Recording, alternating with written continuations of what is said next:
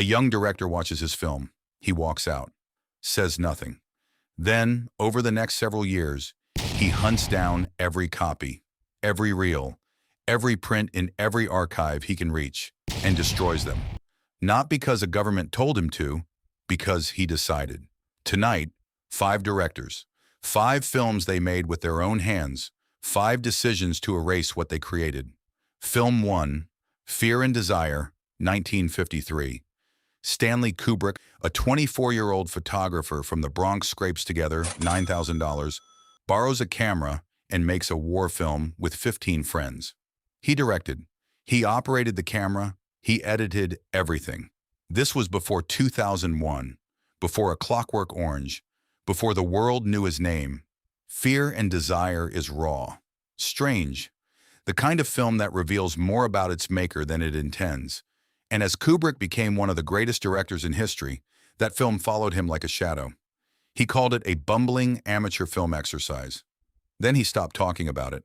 Then he started buying it back, print by print. He tracked them across America, collected them, destroyed them. One legal print survived, locked inside the George Eastman House archive in New York, a place Kubrick could not reach. In 2012, 13 years after his death, it was restored. The world finally saw it. The question remains, what exactly did Kubrick see that the rest of us cannot? Film 2. The Day the Clown Cried, 1972. Jerry Lewis. Jerry Lewis, sure the most famous comedian in the world, makes a film about the Holocaust. A clown hired by the Nazis to lead Jewish children into the gas chamber. He wrote it, directed it, starred in it, gave everything. The production collapsed financially. The film was left unfinished. Those who saw early footage said it couldn't be categorized. Not comedy, not tragedy. Something with no name. Lewis locked it in a vault for 43 years. When journalists asked, he ended interviews. His exact words to Entertainment Weekly, "You will never see it, no one will ever see it, because I'm embarrassed at the poor work." In 2015, 1 year before his death, he donated a single incomplete copy to the Library of Congress. Not for viewing, for preservation. A film about the Holocaust, hidden by the man who made it.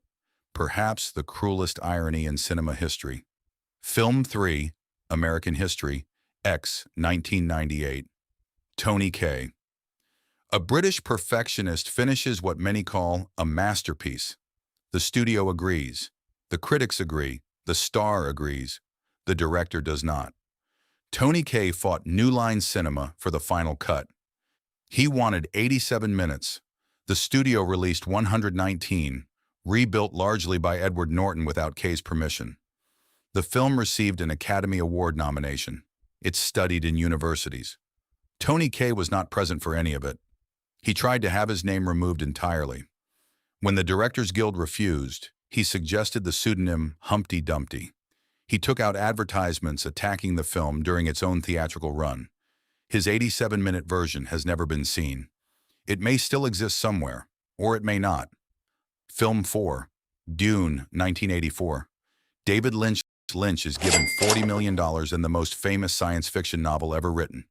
He designs the worlds, builds the production, has a complete vision.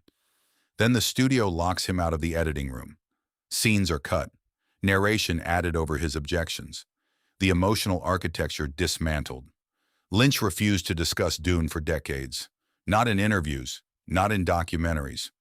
When journalists brought it up, he redirected, changed the subject, because silence was the only honest response to what had been done. The studio didn't destroy the film. They destroyed something harder to replace, his vision. Film 5, Commissar, 1967. Alexander Askaldov, Moscow, 1967.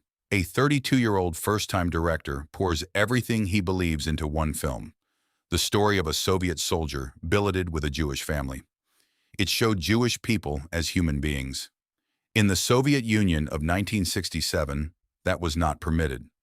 The censors watched it once, called Askaldov in, took the reels, not to a vault. They destroyed them, then expelled him from the Communist Party, blacklisted him from every studio. He never directed again. One print survived, hidden by someone inside the studio whose name history never recorded. 20 years later, Kommissar won awards at the Berlin Film Festival. Askildov stood in the audience, 52 years old, his only film, finally seen. 20 years too late to matter the way it should have.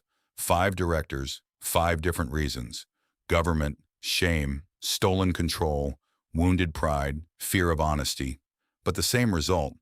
A film almost disappears, and we almost never get to ask why.